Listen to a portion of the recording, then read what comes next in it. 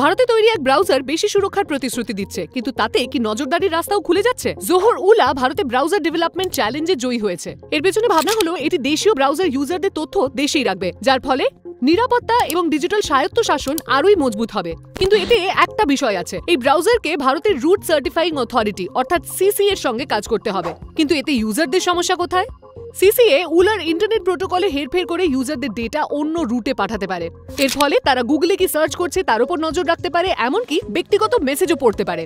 সাধারণত অন্য ব্রাউজারগুলো সন্দেহজনক কিছু ঘটলে আপনাকে সতর্ক করে, তবে উলা সিসিএ সার্টিফিকেটের উপরে পুরোপুরি নির্ভরশীল, তাই আপনি নোটিফিকেশন নাও পেতে পারেন। 2014 সালে ভারতে সিসিএ ভুয়ো সার্টিফিকেট জারি করেছিল, যার ফলে গুগল ক্রোমের মতো ব্রাউজারগুলি এই সংস্থার উপর ভরসা করা বন্ধ করে দেয়। ভারতের স্বনির্ভর ডিজিটাল ভবিষ্যৎ গড়বার চেষ্টা অবশ্যই গুরুত্বপূর্ণ, কিন্তু এই পদক্ষেপ ইউজারদের প্রাইভেসিকে ঝুঁকির মুখে ফেলতে পারে।